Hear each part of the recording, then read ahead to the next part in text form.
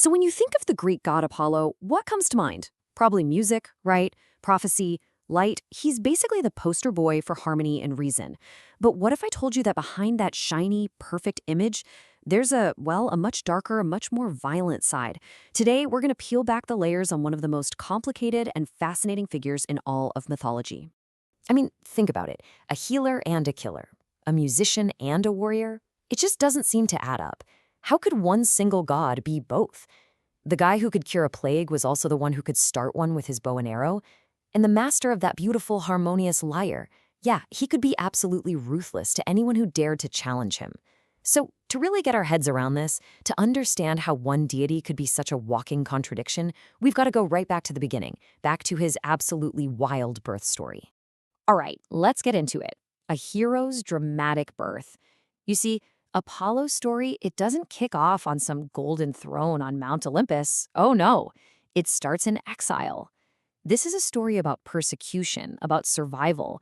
Really, it's the origin story of a god who had to fight for his place in the universe from the second he was born. Okay, so here's the family tree. Apollo is the son of Zeus, king of all the gods, and a titaness named Leto. He's also got a twin sister, Artemis, the goddess of the hunt. Now, being the son of Zeus, you'd think he'd have it made, right? Destined for greatness? Well, there's a catch. His mom, Leto, was just one of Zeus's many affairs, and that meant she and her unborn kids were squarely in the crosshairs of Zeus's very powerful, very jealous, and very vengeful wife, Hera. And Hera did not mess around. Her revenge was immediate and incredibly cruel. She put a curse on Leto, saying that no land attached to the earth, no solid ground, could offer her shelter to give birth. Can you imagine? So poor Leto was forced to wander all over the Aegean Sea. And to make things worse, Hera sent a giant, monstrous serpent, the Python, to hunt her down. Just awful. Desperate, in labor, she finally finds a little bit of hope, the barren floating island of Delos. See, because it was floating, it wasn't technically rooted to the earth, so it was the one loophole in Hera's curse. But the ordeal wasn't over, not by a long shot.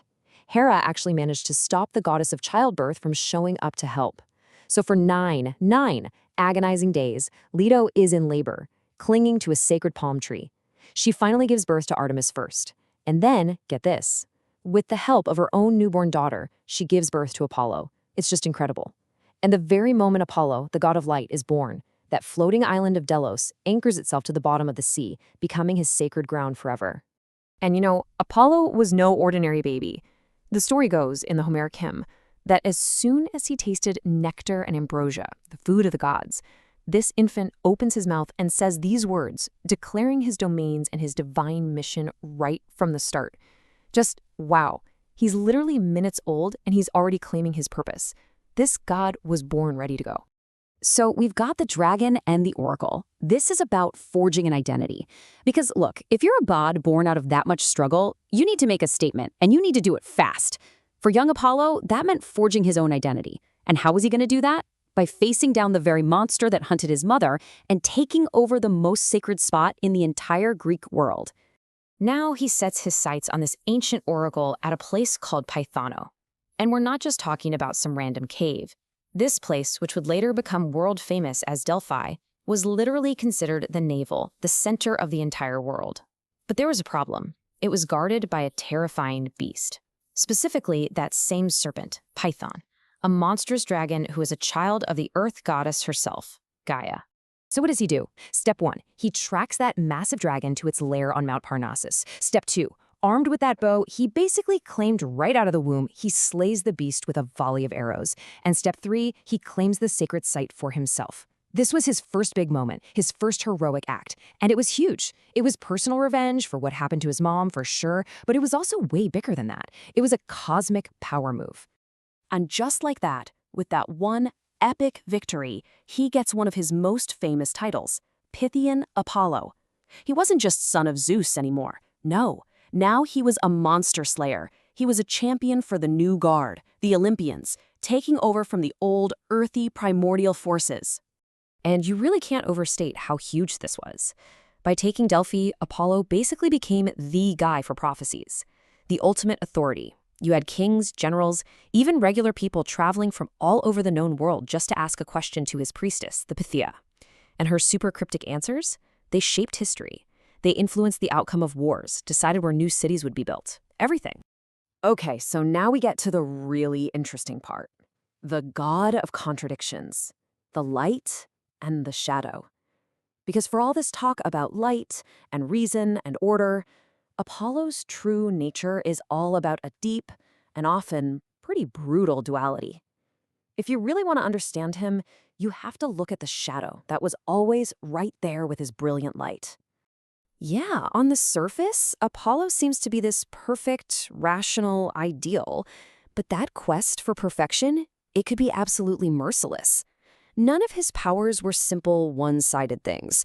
Every single one of them had a terrifying flip side, a power to create, but also a power to destroy. Let's just look at the evidence here.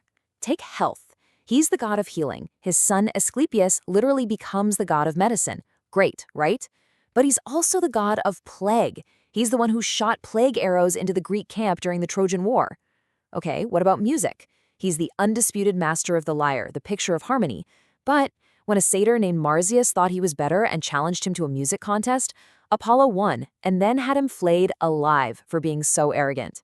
And then there's love. Sure, he could be a devoted partner, but man, his love life was a trail of tears. His romantic pursuits almost always ended in tragedy, death, or someone getting turned into a plant. And I mean, these love stories are just heartbreaking. He relentlessly chased after a nymph named Daphne who wanted nothing to do with him.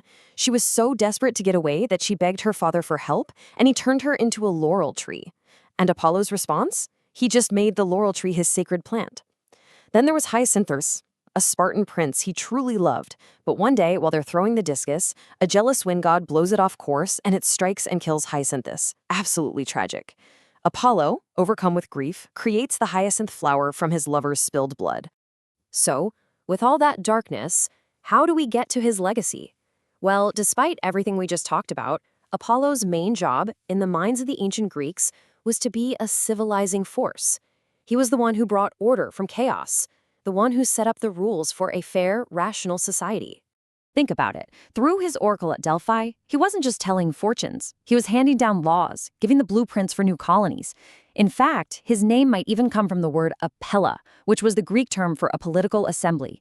He was seen as the divine source for everything that holds a society together: law, government, reason, art, poetry, the whole shebang. You know you've made it when your name becomes an adjective, right? His influence was so massive that the philosopher Nietzsche eventually coined the term Apollonian. He used it to describe that part of us, that human impulse that strives for order, for reason, for harmony. And he put it in direct contrast with the Dionysian. That's the wild, chaotic, emotional side of us. What's really cool is that the ancient Greeks kind of already knew this. They believed you needed both. A full life had to have the structure of Apollo and the passionate chaos of Dionysus.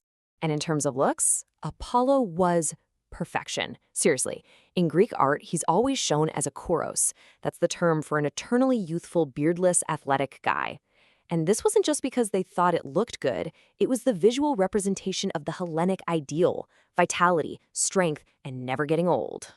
His impact on art is just staggering. Take this statue, the Apollo Belvedere. It was found, again, during the Renaissance, and for hundreds of years, people looked at it and said, that's it. That's the most perfect piece of art ever made.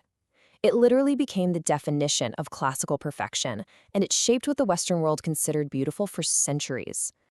But maybe his most concrete, lasting legacy is in medicine. Remember his son, Asclepius? He became the god of medicine, and his symbol, that rod with a snake wrapped around it, well, that's the rod of Asclepius. You still see it used as a symbol for medicine today, all over the world. It's a straight line connecting this ancient god of healing directly to your doctor's office. And that brings us right back to where we started, to that central paradox. On one hand, Apollo is the symbol of civilization itself, that drive for order, for knowledge, for law. But his own story is filled with violence, cruelty, and destruction, all in the name of that order.